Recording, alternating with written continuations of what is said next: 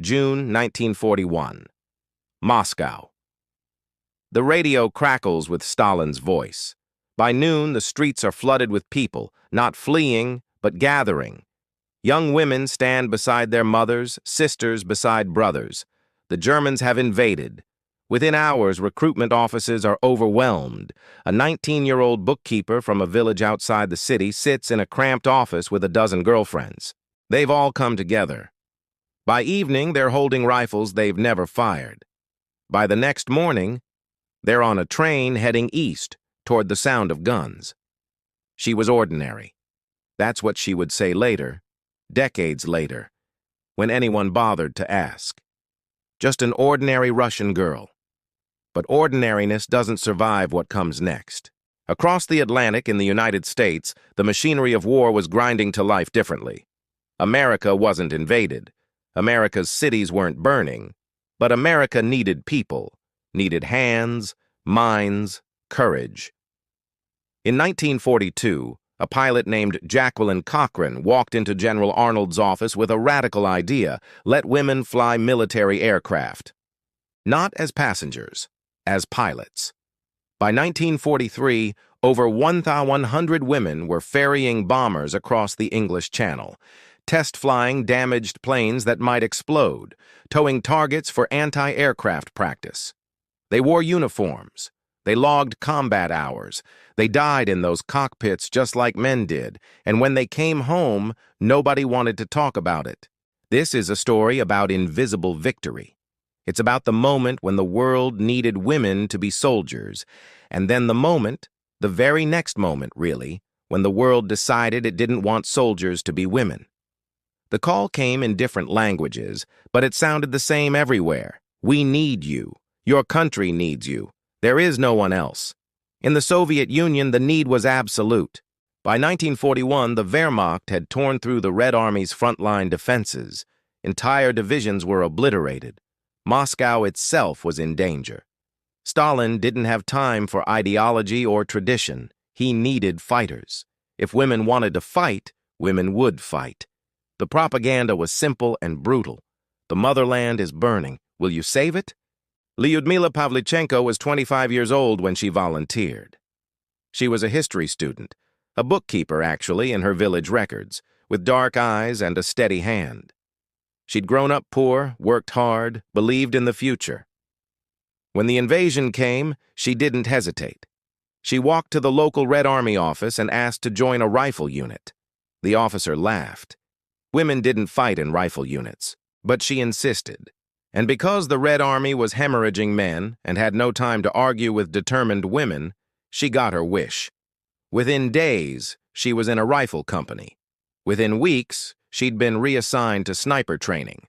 Within months, she'd become the most lethal woman the Soviet Union had ever produced. By the end of the war, Pavlichenko had 309 confirmed kills. 309. She was a girl who learned to bookkeep in a village, and she became history's most successful female sniper. But this isn't a story about heroism rewarded. This is a story about heroism erased. There were others like her. About 2,000 Soviet women trained as snipers during the war. They crept through rubble and frozen fields. They waited in frozen positions for hours, sometimes days, before taking a single shot. Most of them died. Only about 500 survived. The ones who did come home carried a weight that nobody wanted to acknowledge. And then there were the pilots. The 588th Night Bomber Regiment wasn't supposed to exist.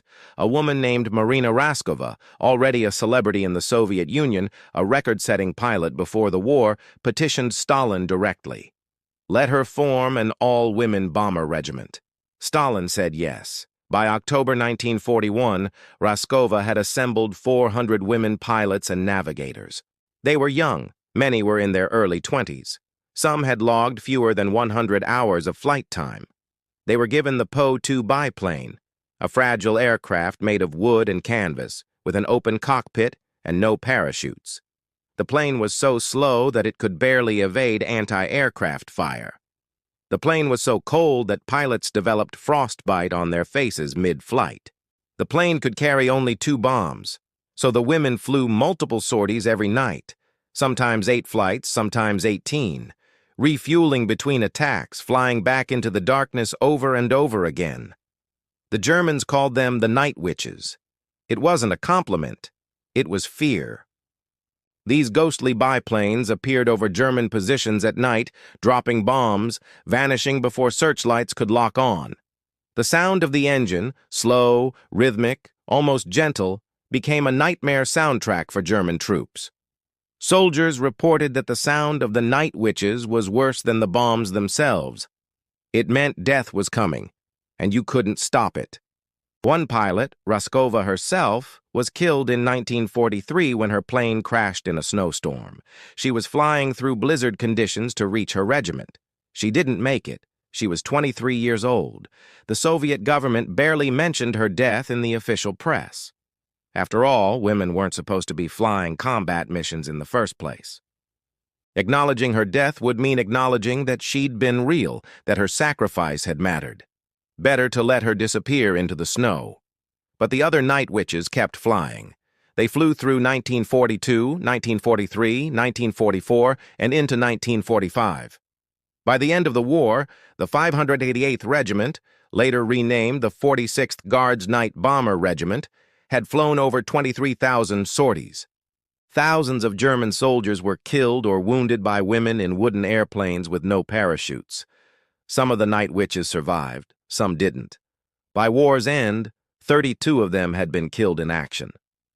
Across the Atlantic, American women weren't flying into combat zones, not officially, but they were flying military aircraft, and they were dying just the same.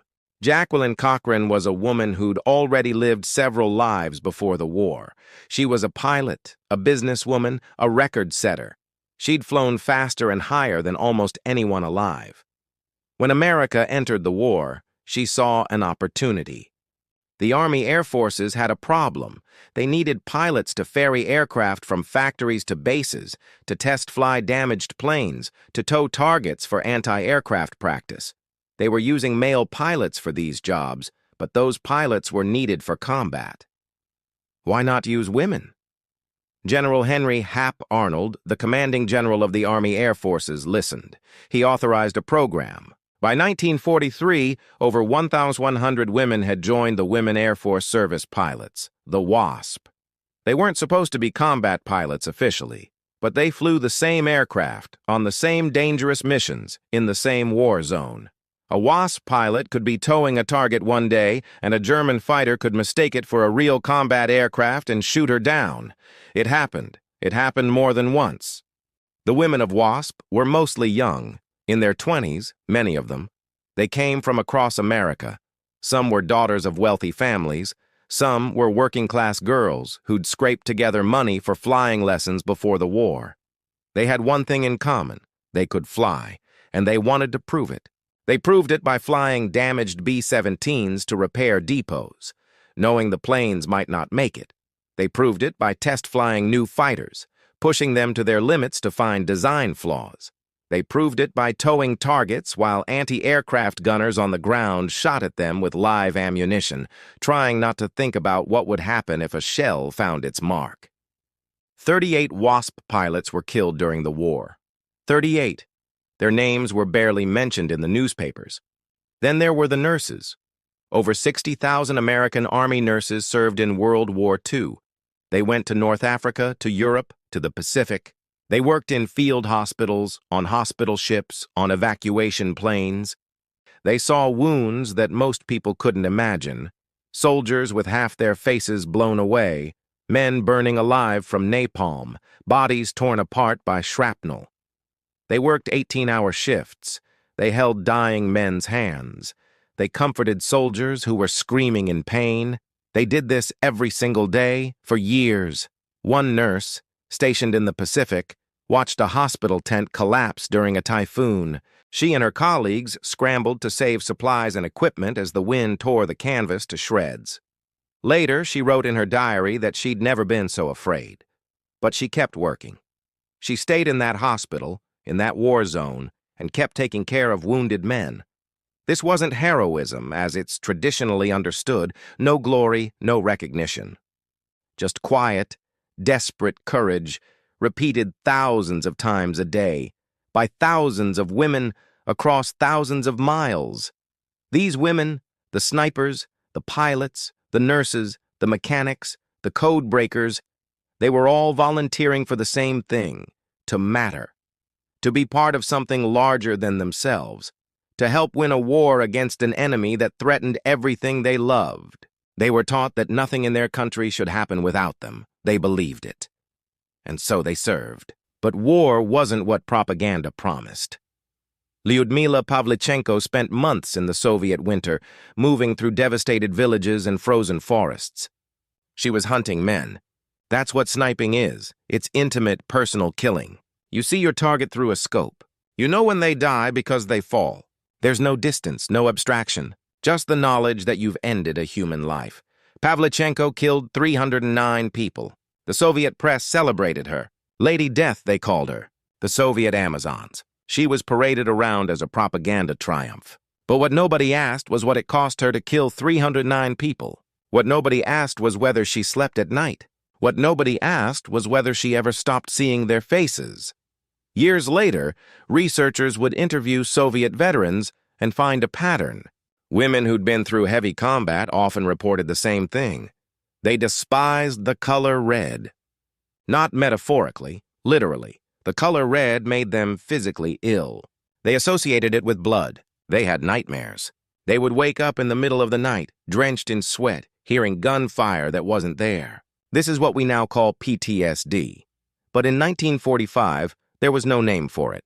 There was just the understanding that something inside these women had been broken by war, and it wasn't healing. The physical hardships were extreme.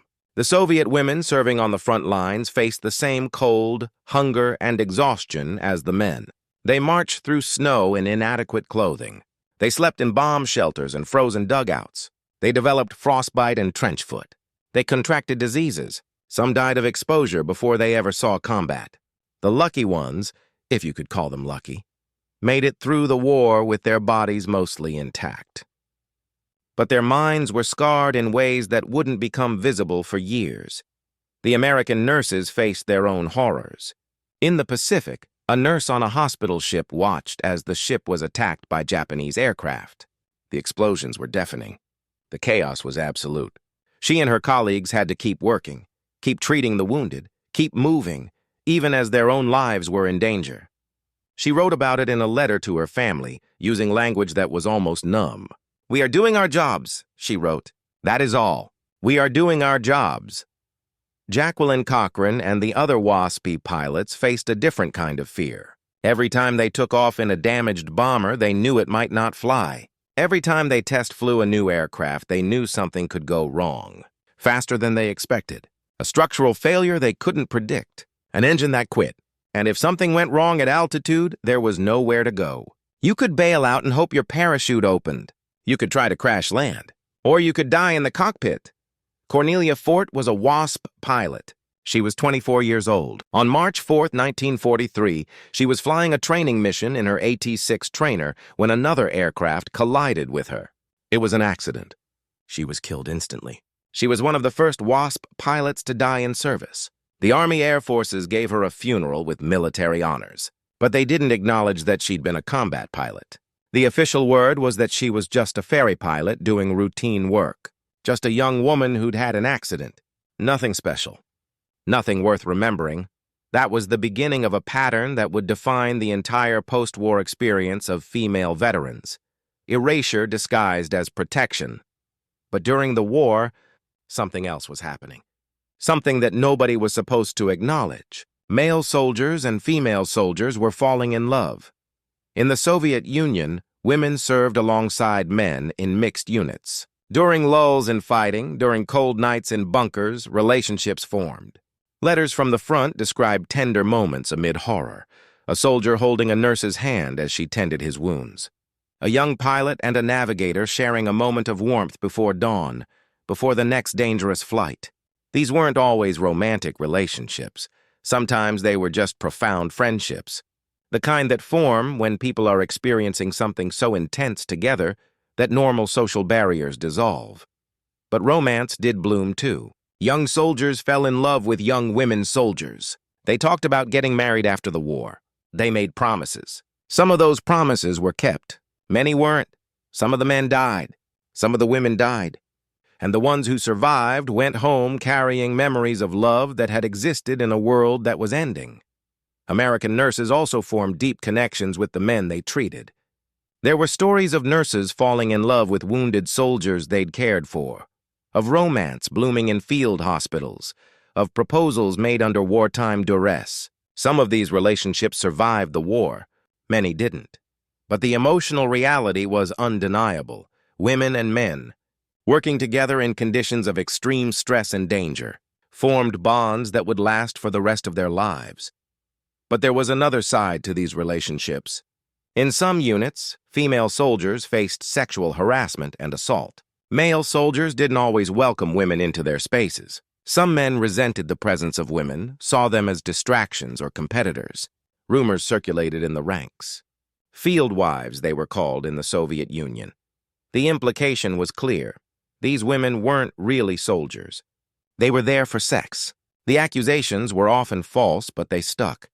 Women tried to defend themselves. Some developed thick skins, learned to laugh off the insults, developed friendships with men who treated them with respect. But others internalized the shame. They started to believe that maybe by being in the military they'd done something wrong.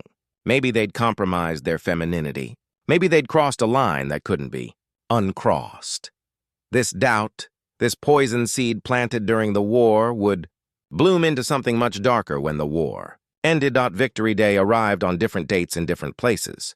In Europe, it was May 8, 1945. In the Pacific, it was August 15, 1945, or September 2nd, depending on how you counted it. The celebrations were ecstatic. People poured into the streets. They cried and laughed and embraced strangers. For the first time in years, the future seemed like it might not bring more death. But for female soldiers returning home, the celebration felt different. Or rather, they weren't invited to it. In Moscow, the Red Army held a massive victory parade. Thousands of soldiers marched through the streets. The crowds cheered. Stalin reviewed the troops. But the female combat veterans weren't prominently featured. The official narrative of victory was male. Soldiers were men. Heroes were men. Women had helped, perhaps, but they weren't central to the story. In America, the homecoming was different in character, but similar in effect. Male veterans were celebrated as heroes. There were parades, ticker tape celebrations, grateful civilians offering free meals and kisses. But the women pilots, the nurses, the female soldiers, they were largely absent from these celebrations. Or when they were present, they were presented as exceptions, curiosities, interesting stories rather than genuine warriors. The WASP program was officially disbanded in December 1944, before the war even ended. The Army had decided it didn't need women pilots anymore. No formal disbandment ceremony, no recognition of service, just a letter telling the women to go home. One pilot described it as being discarded like trash. The snipers and pilots of the Soviet Union faced a different kind of erasure. They weren't officially disbanded. They were absorbed back into the regular military structure, their combat records classified or downplayed. The Soviet government wasn't eager to celebrate women soldiers. Women soldiers suggested that the Soviet military had been desperate enough to throw women into combat. That was a detail the propaganda ministry preferred to forget. But the erasure was social, not just official. When female veterans tried to rejoin civilian life, they encountered something they hadn't expected: rejection, contempt, disgust. In the Soviet Union, the process was brutal. A woman who'd spent 5 years as a sniper, who'd killed to protect her country, who'd nearly frozen to death in the snow, came home to her village. Her family was relieved to see her alive. Her neighbors were not. Whispers started immediately. Where had she been? Why was she in the military? What had she done? The implication was sexual. A woman in the military wasn't virtuous. She couldn't be. The logic was circular and absolute. If she'd been pure, she wouldn't have enlisted. If she'd enlisted, she wasn't pure. The term field wife became a weapon. It meant different things to different people, but the core meaning was always the same. These women had used their bodies in ways that made them unmarriageable. Whether they'd actually done anything was irrelevant. The accusation itself was the condemnation. One Soviet veteran later described being told by a potential mother-in-law, "Who have you married? A frontline girl? Who will want to marry your sisters now?" The implication was devastating. By serving in the military, this woman had somehow damaged not just herself, but her entire family. Her sisters would have trouble finding husbands because their sister had been a soldier. That's how toxic the stigma was. In America, the rejection was more subtle but no less real. Female veterans tried to re-enter the job market and found doors closed. Employers didn't want to hire women who'd been in the military. Why? The reasons were never fully articulated, but they were clear enough. These women weren't feminine. They weren't safe. They'd been exposed to men, to danger, to things that no decent woman should experience. Hiring them was a risk.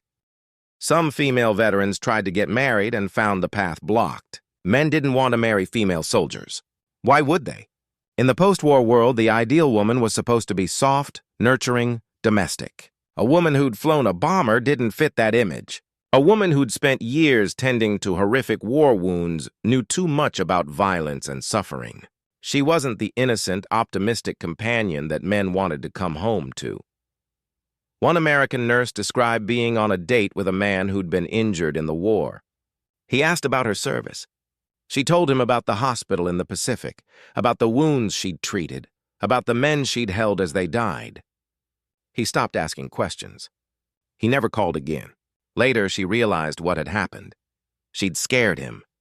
By being too real, too familiar with the darkness of war, she'd violated some unspoken rule about what women were supposed to be.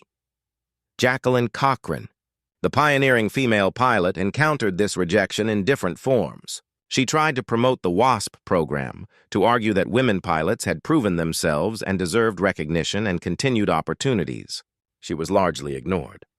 The male aviation establishment, already wary of women in a traditionally male field, had decided that the wartime experiment was over. Women belonged in the home, not in the cockpit. Letters from female veterans describe a strange paradox. They were simultaneously glorified and despised. On one hand, there were official statements thanking women for their service. On the other hand, there was social contempt for those same women.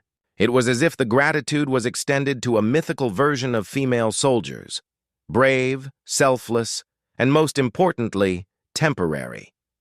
The actual women, the ones who'd come home with trauma and nightmares and a fundamental change in their understanding of themselves and the world, those women were problems.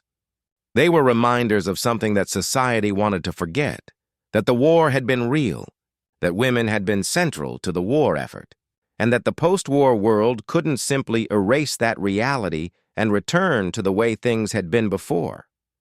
One letter from a Soviet veteran, written decades later, described the shock. "We came home as heroines. We left the war as heroines. But somewhere between coming home and trying to live, we became something else. We became shameful. We became things to whisper about. And the worst part was that we believed it. We started to believe that we should be ashamed." The psychological weight of this rejection was immense. Female veterans had survived war. They'd survived cold, hunger, combat, trauma, but they couldn't survive the shame that their own society imposed on them. Many women made a conscious decision. They would hide their past. They took off their uniforms and packed them away. They stopped wearing medals. They didn't talk about the war. When they met men, they didn't mention that they'd been pilots or nurses or snipers. They made up alternative histories. "I worked in an office during the war. I was in a factory. I was doing civilian work." Anything but the truth. This wasn't just a decision to be modest or private. It was a survival strategy. A woman who admitted she'd been a soldier risked being labeled, risked being unmarriageable, risked being socially ostracized. So she lied, or rather she simplified. She reduced her own history to something palatable, something that fit into the post-war narrative of what women were supposed to be. The cost of this silence was steep. Women kept their trauma bottled inside. They didn't talk about the nightmares. They didn't discuss the PTSD. They didn't process their grief over friends who died, soldiers they'd lost, the violence they'd witnessed. They just carried it alone for decades. Some women never married. They told themselves it was because they didn't want to, or because they were too busy with work, or because they hadn't met the right person. But the truth was often darker. No man wanted to marry a woman who'd been a soldier, so they remained single. They built careers. They found meaning in work and friendship. But they also carried a profound loneliness, the knowledge that they'd been deemed unsuitable for the kind of life that society said women were supposed to want. Others married men who didn't know about their past. They built lives on foundations of deception. They had children and never told their children that they'd been decorated combat veterans. They hid their own history from their own families. One woman described keeping her military medals in a locked box in the basement for 50 years. Her husband knew she'd been in the war, but she never talked about it. When he asked, she changed the subject. When her children asked, she deflected. Only decades later, after her husband died, did she finally take the box out and show her adult children what she'd done during the war. They were shocked. They didn't recognize their own mother in those stories. The psychological toll of this erasure was documented in letters, diaries, and later interviews. Women described feeling like ghosts. They'd lived an entire parallel life, a life of significance and sacrifice, and that life had been systematically erased, not by external forces, but by social pressure. They themselves had erased it. They'd been complicit in their own invisibility. Soviet women faced particular pressure because of the political context. Under Stalin, it became somewhat dangerous to talk about the war in ways that deviated from official narratives. Women soldiers in particular were problematic for the Soviet state. They represented a moment when ideology had been overridden by necessity. They represented women in combat, women with agency, women who'd proven they could do things that traditional Soviet ideology said they shouldn't be able to do. After the war, when the Soviet Union was trying to rebuild and reassert traditional gender roles, female veterans were an inconvenient reminder of a more radical possibility. One Soviet official, speaking to a group of female pilots in 1946, gave them explicit advice. Do not talk about the services you rendered. Let others do it for you. In other words, be quiet. Don't claim your own history. Let the state decide what your role in the war meant. And the state had largely decided that it didn't mean much. The female pilots took this advice to heart. Many of them never spoke about the night witches, never talked about flying 23,000 sorties, never mentioned the 32 women who'd been killed in action. They got regular jobs. Some became teachers, some became engineers, some worked in factories. They got married or didn't. They had children or didn't. They lived what looked like normal lives. But underneath was a river of silence. A carefully maintained fiction that the most intense, most dangerous, most significant period of their lives had never happened. This wasn't unique to the Soviet Union. American female veterans were also pressured into silence, though the mechanism was different. There was no government official telling them to be quiet. Instead, there was social pressure, cultural messaging, the overwhelming weight of post-war gender ideology. The message was subtle but absolute. Women who'd been in the military were damaged goods. They were to be pitied, perhaps, but not celebrated.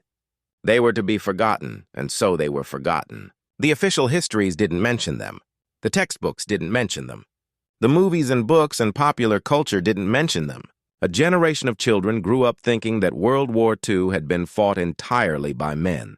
Women had been nurses, perhaps, but that was a marginal role. Women had been on the home front, working in factories, supporting the war effort from a distance. The idea that women had been pilots, snipers, soldiers, this was almost unknown. Meanwhile, the women themselves aged in silence.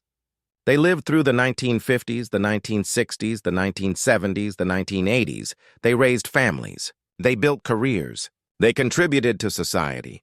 But they did it all while carrying the secret of who they'd been during the war. For many of them, this secret felt like shame. They internalized the message that their service had been something to be hidden, something inappropriate, something that diminished rather than enhanced their value as women. The silence didn't break all at once. It broke slowly, hesitantly, over decades. In the Soviet Union, the first crack came after Stalin's death in 1953. It suddenly became somewhat safer to talk about certain aspects of the war that had previously been taboo. Old soldiers started to write memoirs. Journalists began interviewing veterans. Historians started to dig into archives that had been closed. Slowly, the stories of female soldiers began to emerge from the shadows. But even this recovery was incomplete. The Soviet government was still uncomfortable with the image of women soldiers. It didn't fit the post-war propaganda narrative. So the official acknowledgement was muted. There were no grand celebrations. There were no monuments. Instead, there were quiet conversations among survivors. Women who'd hidden their past for decades finally felt safe enough to talk about it, but only to each other, only in small groups, only in private. Former night witches started to meet up for informal reunions. They'd gather in apartments, in parks, and they'd talk about the war. They'd tell stories they hadn't told in 30 years. Some of them wept. Some of them laughed. All of them experienced a profound relief at finally being able to acknowledge what they'd lived through without shame. One former pilot described the experience. "For so long, I couldn't talk about it. I couldn't even think about it without feeling ashamed. And then, one day I realized that I shouldn't be ashamed. I'd done something extraordinary. I'd been brave. I'd sacrificed, and nobody could take that away from me no matter how much they tried to erase it." The recognition came even more slowly in America. The WASP program wasn't officially recognized by the U.S. government until 1977, 32 years after it was disbanded. In 1977, the surviving WASP pilots were finally awarded military veteran status. It was better than nothing, but it was also a stark recognition of how thoroughly they'd been erased. 32 years. A whole generation of Americans had grown up thinking that women hadn't been military pilots during the war. Jacqueline Cochran lived long enough to see the official recognition, but she spent much of the interim fighting for acknowledgement. She'd kept detailed records, written about the program, advocated for the WASP pilot's place in history. Her persistence helped, but it was a battle fought largely alone. The male aviation establishment resisted. There was a sense that acknowledging female pilots' contributions would somehow diminish the accomplishments of male pilots. It's a zero-sum view of history, but it was pervasive. As the decades passed, more historians began to take interest in female veterans' stories. By the 1980s and 1990s, oral history projects were being undertaken.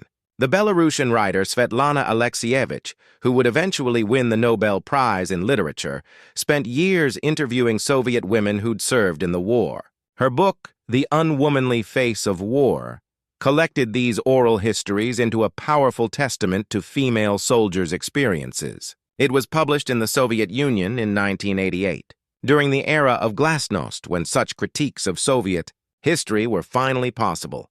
Alexievich's interviews revealed the psychological and emotional toll of the war on women in ways that no official history could capture.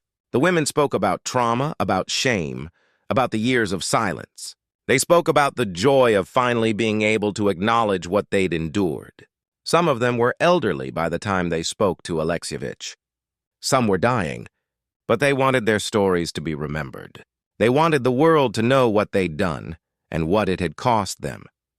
Museums began to exhibit materials related to female soldiers. The Central Armed Forces Museum in Moscow created displays about the night witches. The Soviet Air Force Museum highlighted female pilots. In America, women's history museums began to feature WASP pilots and female nurses. Slowly, the historical record was being corrected, but the correction was incomplete and insufficient. Many female veterans never lived to see their service properly recognized. They died in obscurity, their stories lost with them. Others lived long enough to see some acknowledgement, but the acknowledgement felt like too little, too late. They'd spent decades in silence, shame, and invisibility. A museum display in their final years couldn't undo that damage. Moreover, even as official recognition increased, the cultural memory remained incomplete. Many people still didn't know that women had served in combat roles during World War II. The popular culture representation of female veterans was minimal. Movies were made about male soldiers, male pilots, male nurses. Female soldiers were rarely the central characters in these stories. When they appeared, it was often as romantic interests or supporting characters, not as the primary agents of their own experiences. The surviving female veterans watched this continued invisibility with complicated feelings. They were grateful for the recognition that did come, but they were also aware that it was partial, fragmented, easily forgotten. One former pilot, speaking in an interview in the 1990s, said, "We fought in the war just like the men. We died just like the men. We sacrificed just like the men.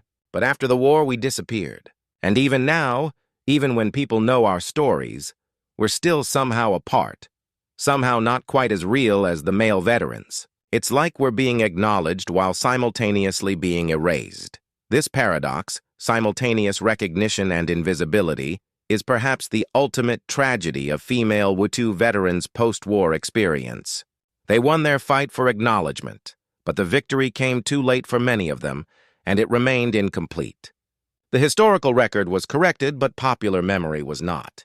They were recognized by historians but forgotten by popular culture. They were thanked for their service, but their service was still viewed as somehow exceptional, unusual, noteworthy primarily because it violated gender norms rather than because of the inherent value of their contributions. Today, we are left with fragments, with letters and diaries and oral histories, with museum exhibits and books and documentaries, with a handful of surviving female WWII veterans now in their 90s or deceased, and with the knowledge that we let these women disappear for decades, that we allowed their achievements to be erased, that we permitted them to be shamed for doing what their country asked them to do. The story of female WWII veterans is a story about the cost of victory. The war itself cost millions of lives, but the post-war rejection of female soldiers reveals an additional cost: the psychological and social devastation that follows when a society denies the reality of women's contributions and shames women for having made those contributions. Lyudmila Pavlichenko, the Soviet sniper with 309 confirmed kills, lived until 1974. She spent her final decades relatively obscure, her wartime achievements largely forgotten by the Soviet public. She was decorated by the Soviet government, given official recognition in some contexts. But she also lived in a society that had systematically minimized the role of women soldiers, that had made her uncomfortable with her own history, that had suggested, directly and indirectly, that her service was something to be ashamed of rather than proud of. Jacqueline Cochran, the pioneering WASP pilot, lived until 1980. She spent her post-war decades fighting for recognition of female pilots' contributions. She was more successful than many of her counterparts. She was wealthy, well-connected, persistent. But even she couldn't fully overcome the resistance to acknowledging female pilots' importance. She had to spend decades fighting for something that should have been self-evident: that women who flew military aircraft during wartime were military pilots. The Night Witches, the Soviet female pilots of the 588th Regiment, scattered after the war. Some found ways to return to aviation. Others didn't. Many of them lived quietly, their extraordinary wartime service unknown to the world. Some survived into old age and eventually got to see their stories documented and honored. Others died without ever receiving public recognition. The American nurses who served overseas came home to a society that wanted to thank them, but also wanted to forget them. Some of them continued in nursing. Others left the profession entirely. Many struggled with what we would now recognize as PTSD, but had no name for then. They carried their trauma privately, often for decades. What we know now, looking back from a distance of nearly 80 years, is that this post-war erasure and shame was a terrible injustice. These women had served their countries with extraordinary courage and sacrifice. They'd proven that women could be soldiers, pilots, nurses, in ways that no amount of propaganda could have demonstrated. And they'd paid a psychological price for this proof, both during the war itself and in the long silence afterward. The tragedy isn't that they suffered during the war. War brings suffering to all who experience it. The tragedy is that they suffered afterward, when they came home, when they should have been honored. The tragedy is that society, American, Soviet, British, Canadian, Australian, largely responded to women soldiers' post-war return by erasing them, shaming them, rendering them invisible. The tragedy is that many of these women internalized this shame, came to believe that their service was something to be hidden rather than celebrated. But there's another part of the story, a part that emerges when we look closely at what these women did after the silence finally began to break. When Svetlana Alexievich interviewed Soviet women veterans in the 1980s, something remarkable happened. These women, who'd spent 40 years in silence, suddenly found their voices. They spoke with clarity and power about what they'd experienced. They didn't apologize for having been soldiers. They didn't minimize their contributions. Instead, they reclaimed their own histories with a fierce dignity that had been suppressed for decades. One former sniper, speaking to Alexievich, said, "They told us to be quiet. They told us our service was shameful. They told us we should hide what we'd done, and we listened. We believed them. But now I'm old, and I don't care anymore what they think. I was brave. I was a soldier. I killed enemies of my country, and I'm not ashamed of that. Not anymore." This reclamation, this refusal to accept the shame that society had imposed, became the real victory. Not the official recognition, though that mattered. Not the museum exhibits, though those mattered too. But the personal act of claiming one's own history, of saying, "I was here. I did this, and it was real." The surviving female WPU veterans who lived long enough to see their stories documented and honored often described a profound sense of relief. For decades, they'd carried the weight of enforced invisibility. They'd minimized their own experiences, downplayed their own courage, internalized shame that wasn't theirs to carry. And then finally, they were given permission by historians, by museums, by younger generations who wanted to learn, to tell their own stories. One American WASP pilot interviewed in the 1990s described the experience. "For so long, I couldn't talk about it. I felt like I was supposed to apologize for having been a pilot. I felt like I'd done something wrong by wanting to fly, by being good at flying, by serving my country in that way. And then, one day, someone asked me to tell my story. Just asked me directly, without judgment. And I realized that I'd been waiting decades for someone to ask. I'd been waiting for permission to be proud of what I'd done." This hunger to tell one's own story, to reclaim one's own history, this is a fundamental human need. When society denies us the right to our own narratives, it wounds us in ways that go beyond the immediate trauma.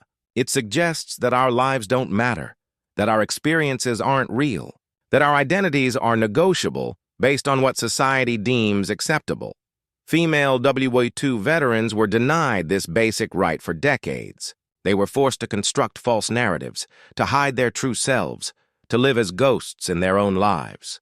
The psychological cost of this erasure is incalculable. Many of them carried unprocessed trauma well into old age. Some never fully recovered from the shame that society had imposed on them. They died before the historical record was corrected, before their contributions were properly acknowledged. But the ones who survived long enough to tell their stories, they offered something precious to the world. They offered testimony. They offered proof that women had been central to the war effort, not peripheral. They offered complicated, nuanced accounts of war that contradicted the simplified, heroic narratives that popular culture had constructed. They offered simply the truth of their own lives. The legacy of female WPU veterans is not a simple story of heroism rewarded or injustice corrected. It's a more complicated story about the persistence of bias, the power of institutional erasure, and the possibility of recovery and reclamation, even if that recovery comes decades too late. What we know now is what we should have known then. Women are capable of extraordinary courage under extreme conditions. Women can be soldiers. Women can be pilots. Women can be leaders in moments of crisis. This shouldn't have been a revelation in 1941 or 1943 or 1945, but it was. And the fact that it was a revelation reveals something about the society that was surprised by it. The post-war rejection of female soldiers wasn't primarily about doubting their capabilities. By 1945, their capabilities had been proven beyond any reasonable doubt. The rejection was about restoring traditional gender hierarchies after a moment when those hierarchies had been disrupted by necessity. The war had forced society to acknowledge that women could do things that peacetime ideology said they shouldn't be able to do. The post-war period was about reasserting that ideology, about pushing women back into roles that society had deemed appropriate. The shame imposed on female veterans was a tool in this reassertion. By suggesting that women soldiers had done something improper, something that compromised their femininity and respectability, society made it clear that this was an experiment that shouldn't be repeated. Women could be soldiers in moments of national emergency, but in peacetime they should return to their proper roles: wives, mothers, homemakers. The female soldiers who couldn't or wouldn't accept these roles were problems. They were reminders of a temporary aberration, evidence that the natural order could be disrupted if circumstances demanded it. But the female veterans who survived and eventually told their stories offered a different narrative. They suggested that their service hadn't been a temporary aberration. It had been real. It had mattered. And the capabilities they demonstrated during wartime didn't disappear when the war ended. They remained. They remained in the nurses who continued to work in hospitals, in the pilots who found ways to continue flying, in the mechanics and engineers and administrators who continued to contribute to their societies after the war. The tragedy is that society largely failed to recognize these ongoing contributions. It failed to create space for women to continue serving in military roles, to continue being pilots, to continue building on the capabilities they demonstrated during wartime. The post-war world was, in many ways, a step backward from the possibilities that the war had opened up. But the female veterans themselves didn't disappear, even if they were erased from official history. They persisted. They built lives and careers and families. They contributed to their societies in countless ways. And decades later, when historians and journalists finally asked them to tell their stories, they spoke with the authority of lived experience. They spoke as people who knew, with absolute certainty, that they'd been capable of doing extraordinary things. No amount of social shame or historical erasure could take that knowledge away from them. Today, as we look back on this history, we're confronted with several uncomfortable truths. First, we must acknowledge that the erasure of female WWII veterans was systematic and deliberate. It wasn't accidental. It wasn't the result of simple forgetfulness or the natural process of historical selection. It was a conscious choice by institutions, governments, military organizations, media, educational systems to minimize and diminish the contributions of women soldiers. This erasure served a purpose. It reinforced post-war gender ideologies and made it easier to push women out of roles they'd occupied during wartime. Second, we must recognize that this erasure had real psychological and emotional costs for the women involved. They internalized shame that wasn't theirs to carry. They hid their own histories from their own families. They lived for decades in a state of enforced invisibility, unable to fully claim their own experiences. This wasn't just a matter of historical recognition. It was a matter of personal identity and psychological well-being. Third, we must confront the fact that even now, nearly 80 years after the end of World War II, female veterans remain underrepresented in popular historical narratives. Most people know more about male soldiers than female soldiers. Most movies and books and documentaries focus on men's experiences. Female veterans are still in many ways invisible, but there's also a more hopeful truth. The stories are being told. The silence is being broken. Survivors who lived long enough are sharing their experiences. Historians are documenting these narratives. Younger generations are learning about female WWII veterans in ways that previous generations didn't. The historical record is being corrected, slowly but persistently.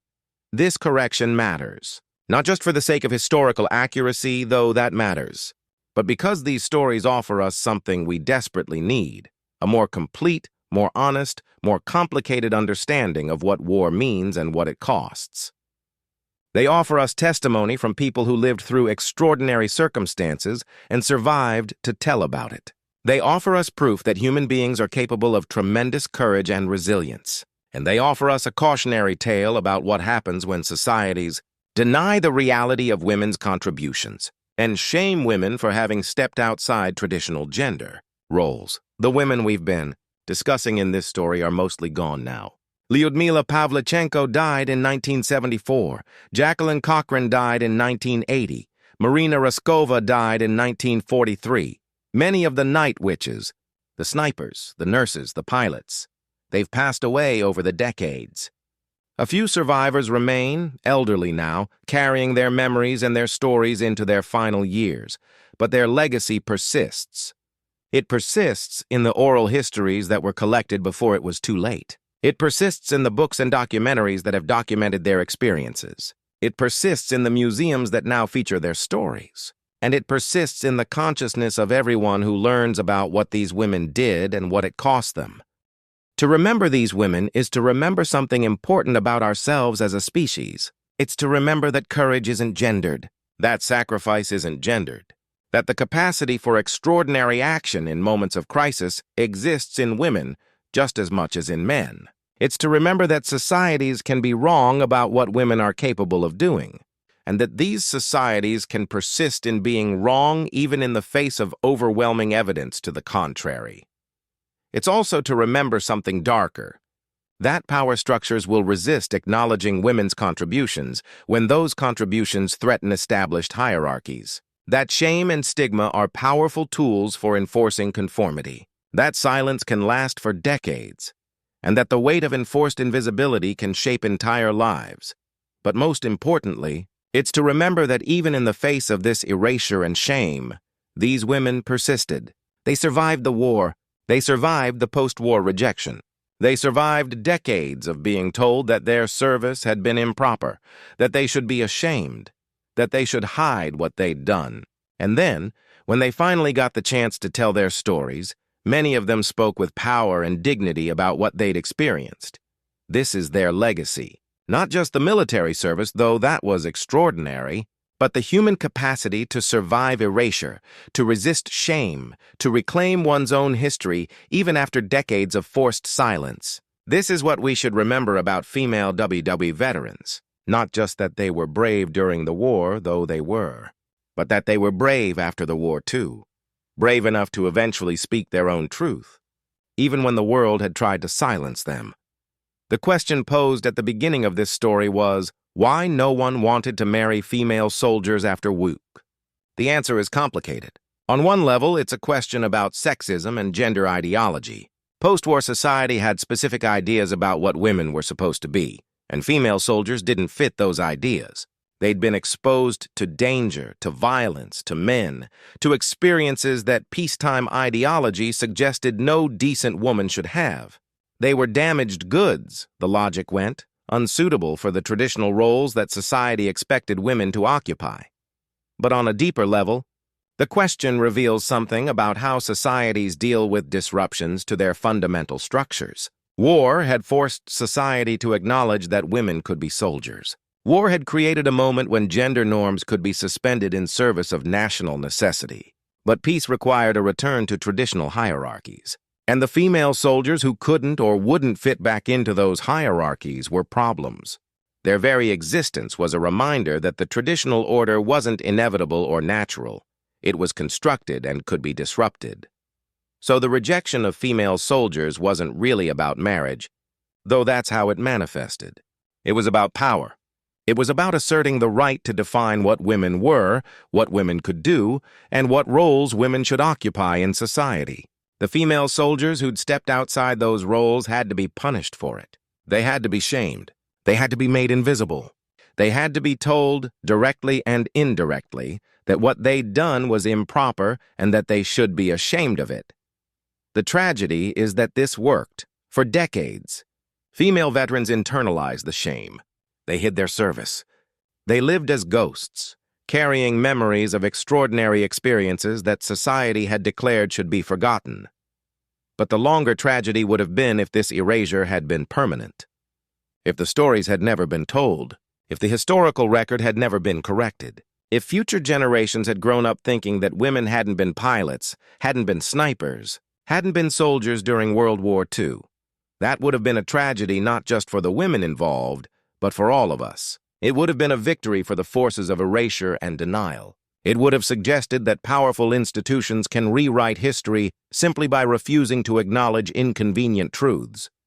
Fortunately, that's not what happened. The stories were told. The historical record was corrected. The female veterans who survived long enough were able to reclaim their own narratives and share them with the world. This correction came too late for many. It didn't undo the decades of shame and silence. It didn't restore the years that were lost to enforced invisibility. But it did affirm something essential, that these women's lives and experiences were real, that their contributions mattered, that their stories deserved to be remembered. In the end, that's what we owe to female WWII veterans. Not just gratitude for their service, though we owe them that too, but the commitment to remember them, to tell their stories, to make sure that future generations know what they did and what it cost them. We owe them the simple acknowledgement that they were here. They did extraordinary things, and their lives matter. They were ordinary women who became soldiers. They survived a war that killed millions. They came home to a society that rejected them. And then slowly, reluctantly, often too late, that society began to remember what it had tried so hard to forget. This is their story. This is their legacy. And as long as we remember them, they are not truly invisible. As long as we tell their stories, they are not truly erased. As long as we acknowledge what they did and what it cost them, we honor not just them, but all those who've been written out of history. All those whose contributions have been minimized or forgotten. All those whose courage has been denied the recognition it deserves. The war ended in 1945. But for female soldiers, in many ways the war continued, a war against erasure, against shame, against the forces that wanted to deny that their service had been real. Some of them are still fighting that war, telling their stories to anyone who will listen, insisting that they matter, that their experiences were real, that their contributions were significant, and we, finally, after so long, are listening.